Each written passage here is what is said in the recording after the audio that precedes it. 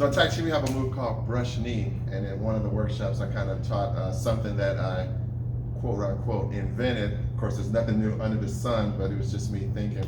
So in actual form, there's almost like a brushing of the knee and the palm coming forward simultaneously. So maybe in theory, if Kyle was punching, maybe I could kind of block, well, actually punch like a straight punch, yeah. Maybe I could lead it across, and as I deflect down, kind of strike her or push him in his face or things like that. Go ahead and throw like a real punch. Yeah, so maybe I can't connect on it, right? But you can see it still touched me.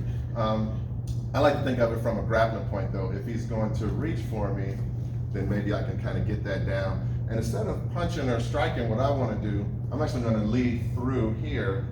And just break for a second. Interesting thing, this reminds me of one of the combos that Frank taught us. Mm-hmm. And when he was teaching it, I was kind of in my head thinking like, yeah, this is kind of like something that we do.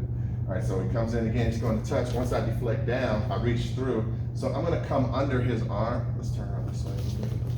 So I'm coming under his arm.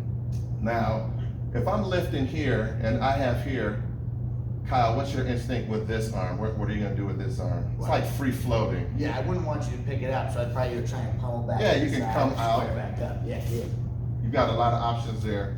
One, I'd like to think too, you can probably just come up to my neck. Sure. Right. So in Tai Chi, we do what we call coiling. Anytime the wrists are here, we're coiling. So he comes in. What I need to do is I need to coil over like this. And from here, I do a push-pull, which reminds me of what Frank talks about.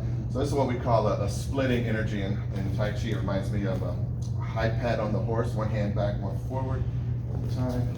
So once I coil here, I've got the opportunity for that knee, and then pressure on the back of the hand. I'm just going to step back, and I can take him down with a circular step, rotating down. So that little coil is the missing detail, and if somebody doesn't have that, sure. Yeah, it's just too many options right Absolutely. there. It made a huge difference for me when you did the coil and gave me the push-pull. It felt 1,000% tighter than when you just had the underhook there. So a huge difference for the guy being taken down for sure. Absolutely. Yeah. Thanks for letting me do that.